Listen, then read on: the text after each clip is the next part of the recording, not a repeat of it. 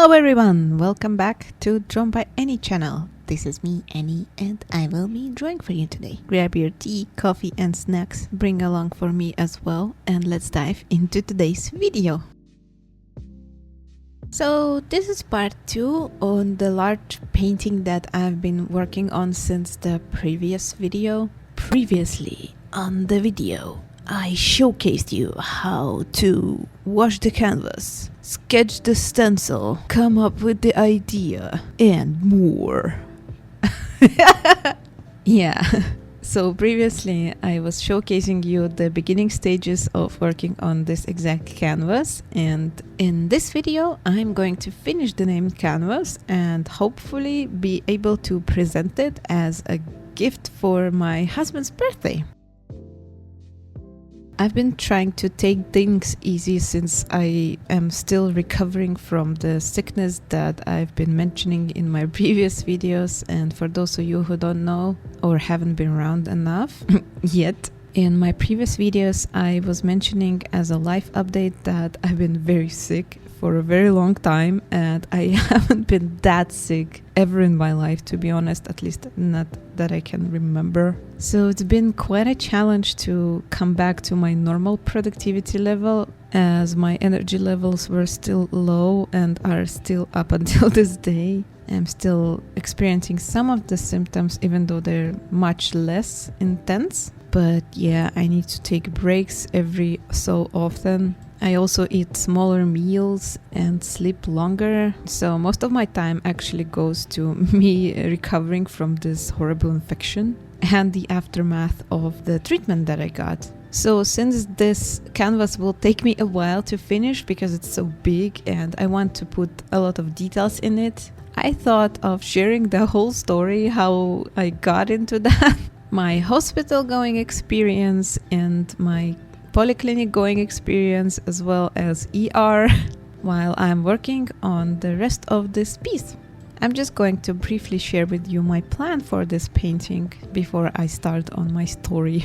So if you haven't seen part 1, go check it out, where I showcase the whole process from the start. But the main points of the process were sketching and making a stencil for the character, and then making some general sketching on the canvas over the stencils and planning out the whole composition, and finishing with detailing out Riven's armor. So after that I did watercolor wash on top of that, waited a few hours for it to dry out fully, and now I can start working on the coloring, and then afterwards I'm gonna land some line art, the usual style that I do for most of my paintings or most of my character drawings. So what I have on hand now is a result of the previous video's process. And I'm going to work on the character silhouette first, then her wings probably, and then the rest of the details to decorate the rest of the canvas and kind of complement the rest of the canvas with elements that I got inspired from pop art nouveau art style.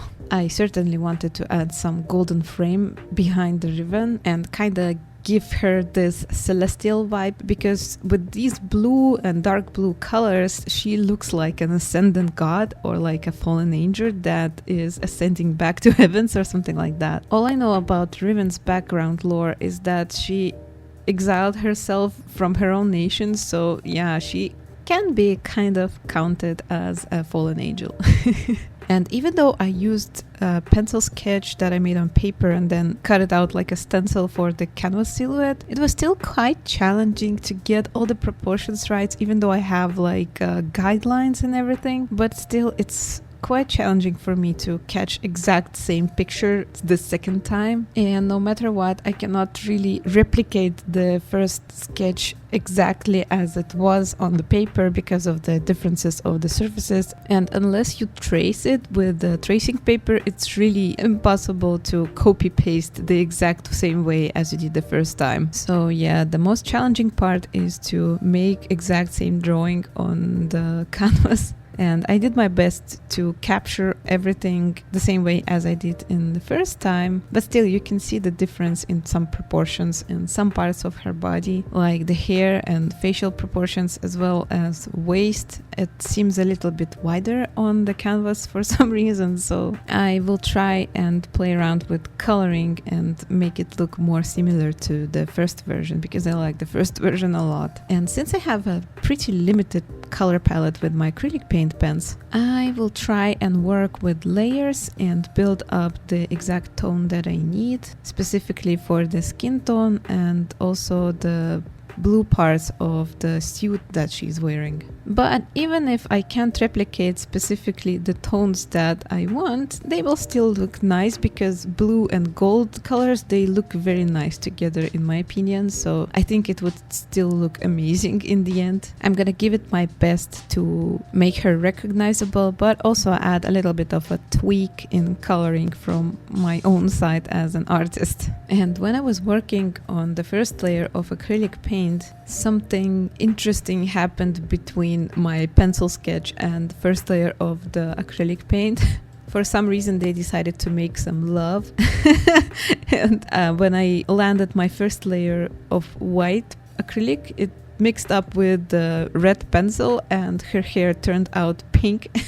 But that's okay, because I will land more layers on top of it and they will theoretically cover up all that goes underneath. At least that's what happened before when I was painting with acrylic paint markers. So yeah, I'm kind of hoping I can cover this up. So for some time she's gonna have some pink hair instead of blue, but I'm going to work on it gradually. So I'm just gonna make a first layer of paint for the whole thing and then work with more layers to add more and more details with each layer, and shading and highlights and everything like that.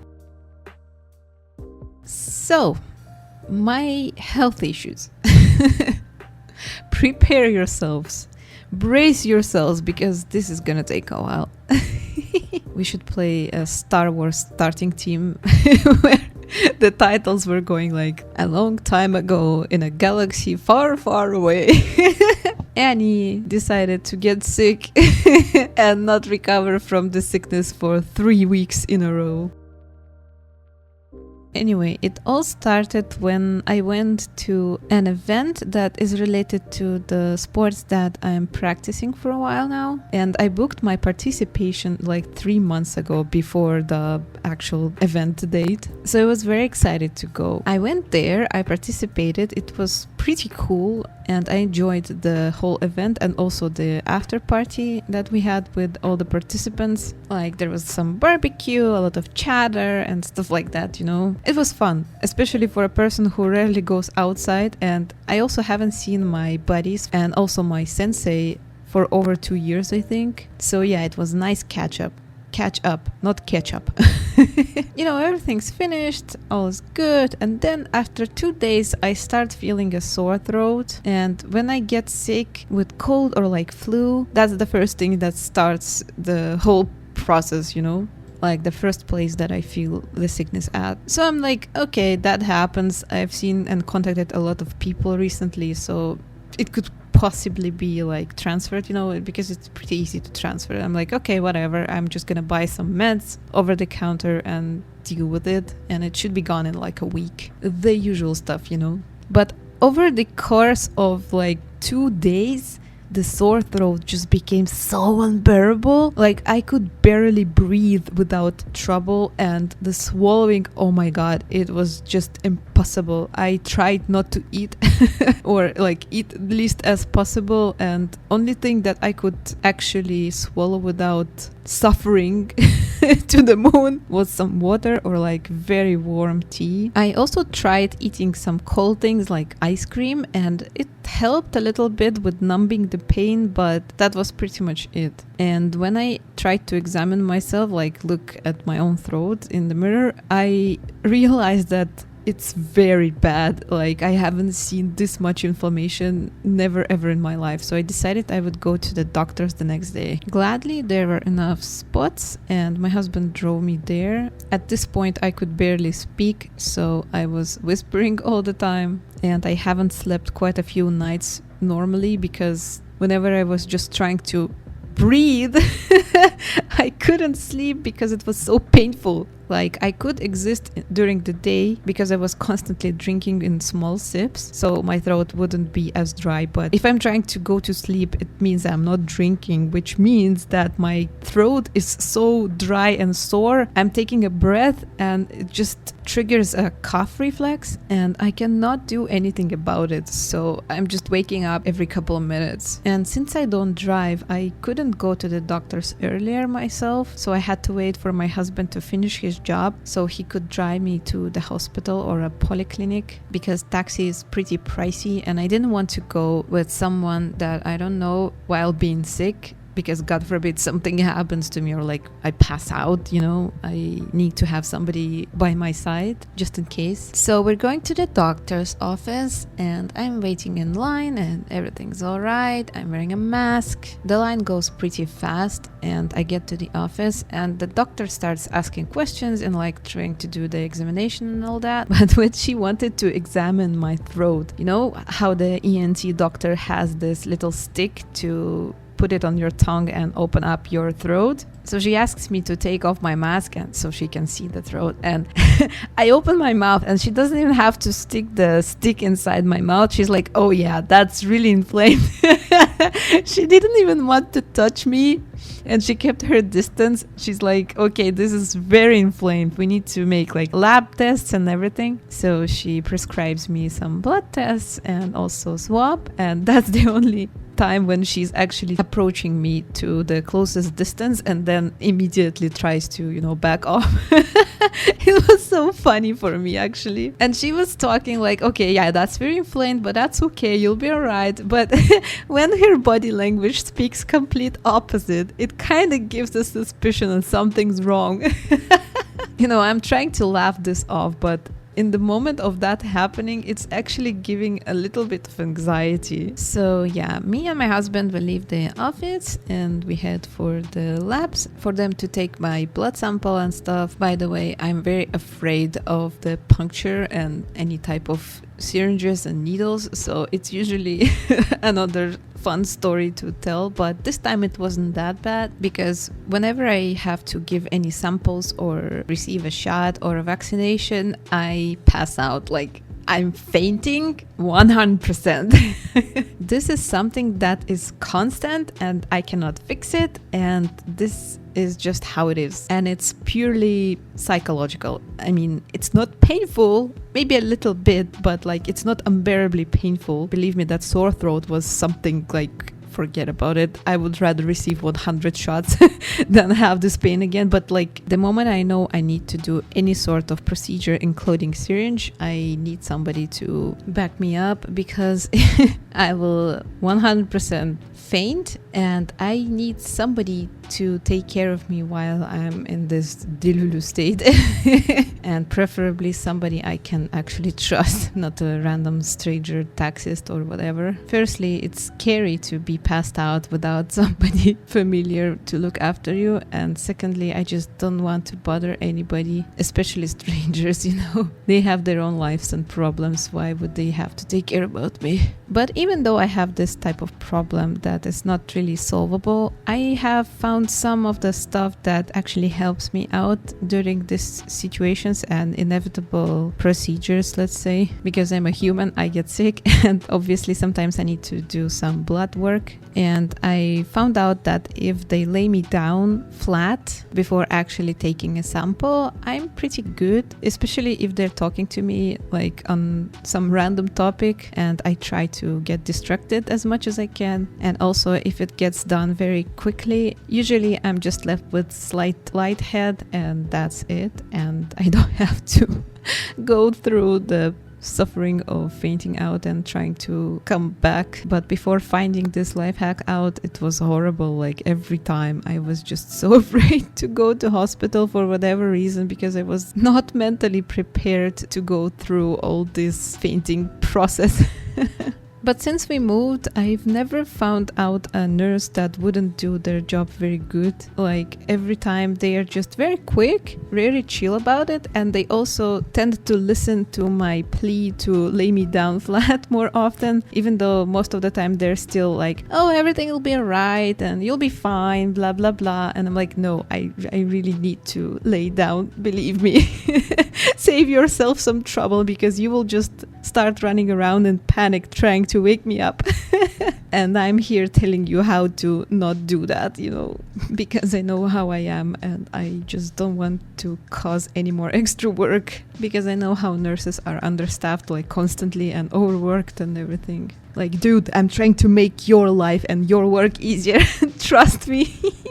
Anyway, this nurse listens to me and lays me down flat. Everything goes smoothly and I'm happy and he's happy. And we drive home with some prescriptions like antibiotic and stuff like that. And I just started treatment immediately because apparently that's how it works. Doctors told me that she doesn't want to delay the start of the treatment any longer. And she was pretty sure that it was like a bacterial infection, not a viral infection. So she just gave me like the widest spectrum antibiotics possible so I could start feeling better as soon as possible. So I started and I did everything as prescribed, but my sickness was too strong and my sore throat wasn't getting any better, like maybe 1-2% per day, and it's supposed to help me in 5. So yeah, I'll leave math to you, but it's easily realizable that it's not gonna happen in 5 days if it's improving so little day by day. So of course I'm back at the doctor's office after 3 days with bad news that antibiotics aren't helping that much. She does another examination, says that yeah, there's too little improvement for this case.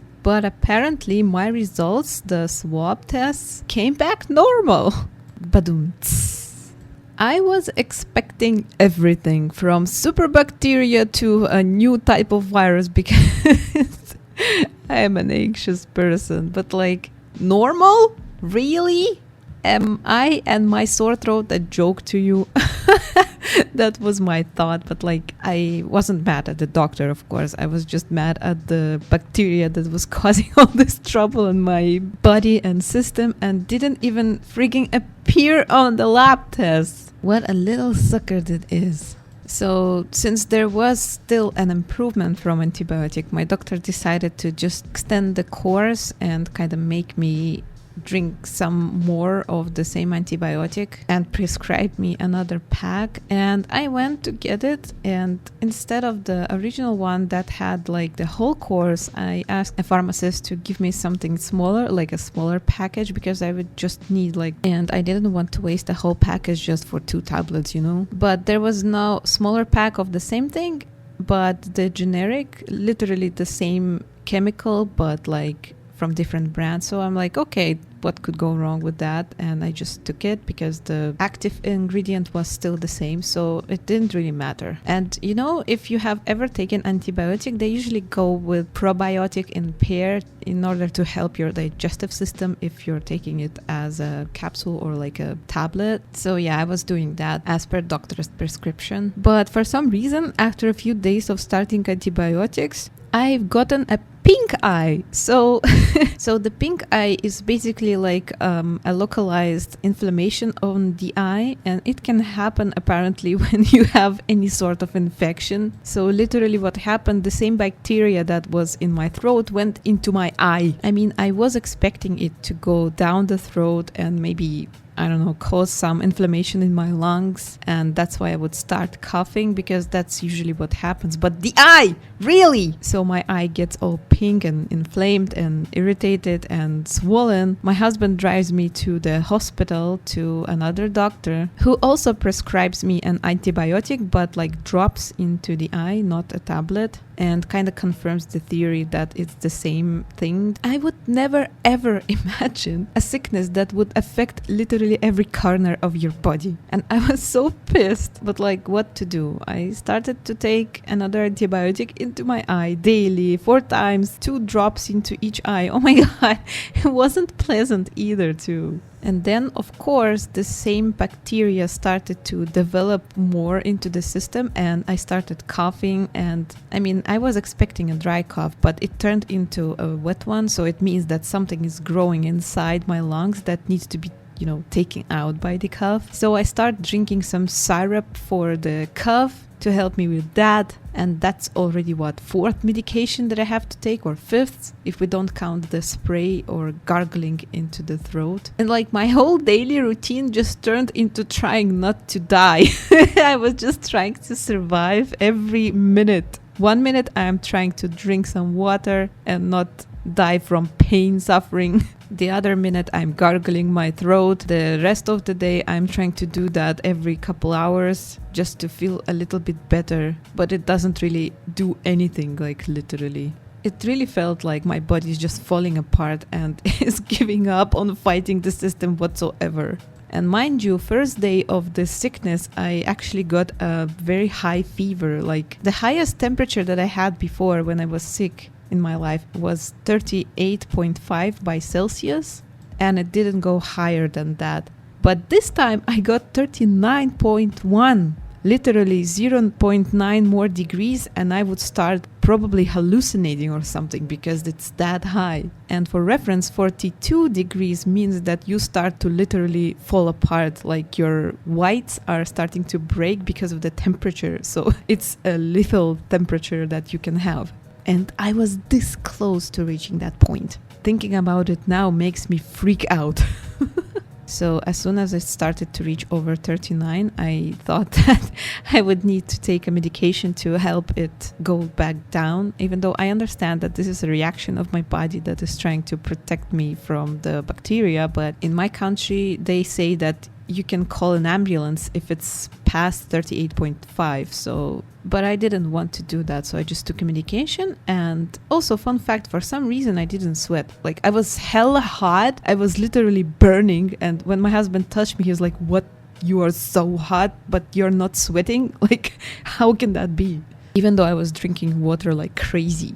Like, there is this one of the natural remedies that you are drinking water, and also, you can drink like a hot tea with raspberry or honey and lemon and ginger. That is naturally raising your temperature. And if you're wrapping yourself in blankets and sweat it out, it can actually help you ease the symptoms of the flu or cold. And usually on the next day you feel much, much better. But this wasn't the case with me. I couldn't sweat literally, so everything that was inside me was staying inside me. But luckily, after this first day of sickness, it didn't have any fever, maybe a little bit of a raised temperature like after a few days, but it was like barely over the norm, which is like 37.3, I think. It wasn't as concerning as the first day. So yeah, anyway, so far the symptoms were high fever, unbearable sore throat, then cough, then pink eye, and you might think that could be it. Spoiler. No, this little bacterial sucker haven't finished yet. So I was already starting to feel better, like tiny little bit. My sore throat started to kind of settle and the gargle started working, and I felt like, okay, this is the point where it starts to get better from now on, and I just have to keep pushing a little bit more and I'll be fine. And in the evening I had like a snack of watermelon, and it was super tasty, by the way. And I think I forgot to take my probiotic. So the next morning, after I managed to fall asleep at like 4 a.m., I wake up at 7 a.m. due to very strong urge to go and vomit. And it wouldn't be that bad, but there was also another urge from the other side. And I'm sorry for the details, but I felt like a freaking volcano erupting from both sides, and it was horrible. If you ever had a stomach virus, you know what that feels like, and that usually passes after a few times, but not with me. I'm winning all the lotteries with this sickness. So I go a couple of times, and my husband is sleeping in the other room. I just didn't want to wake him up every 30 seconds so he could sleep, so so I decided I would sleep in a separate room. But he wakes up after a few hours after it started. He comes downstairs, checks up on me, and like, what is going on? He freaks out. I'm letting him know that it has started a few hours ago, and he's like, okay, we need to go to ER now. And I freak out because how am I supposed to live over the 30-minute drive to the hospital, because our community is pretty far away from the closest hospital, and I literally need to go every like 10-15 minutes maximum. I need to sit on the bathroom and hold a bucket in front of my face just not to make a huge mess, you know. And even though it's been happening for hours, it still was happening. Like, there were barely things to go out of me at this point because it was literally empty. But still, my body managed to make some fluids to extort. So the best thing we could do is just to grab a few extra pants and shirts and hope for the best. And yeah, my husband just drove me to ER as fast as possible. And I actually managed to not make any accident inside the car and managed to reach to the closest washroom in the ER. And while sitting there, my husband did all the paperwork, and nurses didn't even see me. Like, at this point, they're like, where's the patients? And he's like, she's in the bathroom, because that's how bad it is. And even though he asked them to keep the room open for me and he will rush me there right now, some other patients slipped in even without an emergency. Like, she didn't look like she was going to die this exact moment. So if you would put me and her next to each other, you would see who is in worse situation. So yeah, it was a little bit disappointing, but like, I understand that they didn't see me and they just had another patient walk in, and I guess they couldn't say no. So I'm like, yeah, okay, I will wait and, you know, vomit here in your corridor. Whatever, that's your choice. And you know how in ER everyone asks you the same questions over and over again? And I can barely remember that, but I think my husband repeated himself like 5 times to 5 different people. Like, I tried to speak for myself, but I was already so delusional of dehydration. I couldn't really speak straight, so he had to do it for me. I was barely awake at this point because I didn't sleep properly. I got maybe 2 hours of sleep, and I was just, you know, so much dehydrated I couldn't concentrate whatsoever. So finally I got into ER and they made a few punctures and oh my god, it was horrific. Like, not in terms of nurse work. Nurses did everything they could, no problems with that. But you remember how I mentioned how I felt when there was some syringe involved? So they had to take some blood samples, of course, and they also needed to make a cannula or whatever the name is, like the puncture point where they would connect me to the IV fluids. And at this point I was so thirsty. Literally, I was trying to sip on any water during all that, but it came right back. So at some point I just gave up. But the thirst, it was, oh my god, I felt like I was Sahara in my mouth. And all that happens on top of that horrible sore throat that I'm having. So the only thing that actually helped ease this soreness in my throat was water, and I couldn't even have it. So you could imagine how I felt at that moment, and I wouldn't really wish that for worst enemy, to be honest. Like, this is the most horrible condition that I've ever been. And this is the point where I needed to change my clothes because I just couldn't bear the blood sample taking, and like the nurse tried to do whatever she could to ease it, but like she really needed to finish it. So after going through this kind of experience, I'm really appreciative of whatever good things that I have in life. Even being able to sip on water is the most precious thing to me.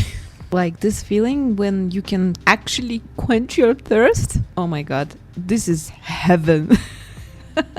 So I managed to fall asleep, and when I woke up the IV fluids were mostly done, and I tried to nap a little bit more, and then my husband came back to pick me up. they didn't let him sit there in my room, so he had to wait somewhere else because there were other patients apparently, or maybe they didn't have like a place to sit, not to be on the way. So yeah, whatever the reason, he wasn't there next to me, but he was nearby. And yeah, of course I felt so much better after fluids. They also gave me some shots to stop the vomiting so I could actually sleep in peace. And from then on I slept like maybe 1.5 days because I basically skipped a night of sleep.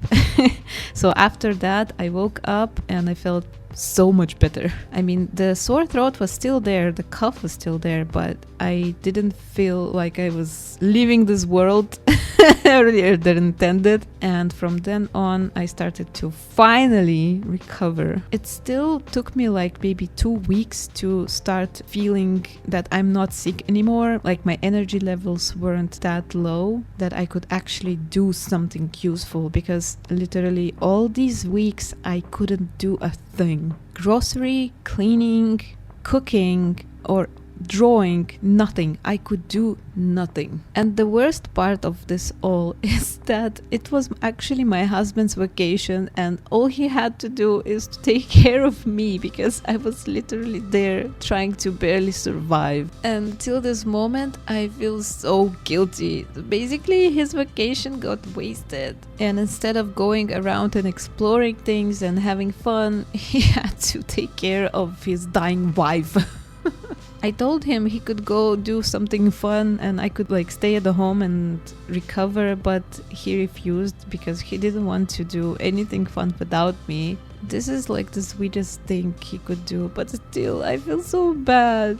The thought of it makes me wanna cry. So the best I could do is at least finish his birthday gift and give it to him and try to recover as fast as possible so we could actually do something at least before the vacation finishes. So moral of the story is try to do as much as possible to strengthen your health, your immune system, eat healthy, do some sports, move your body, try not to eat junk food and smoke and drink, and still any super bacteria can get you.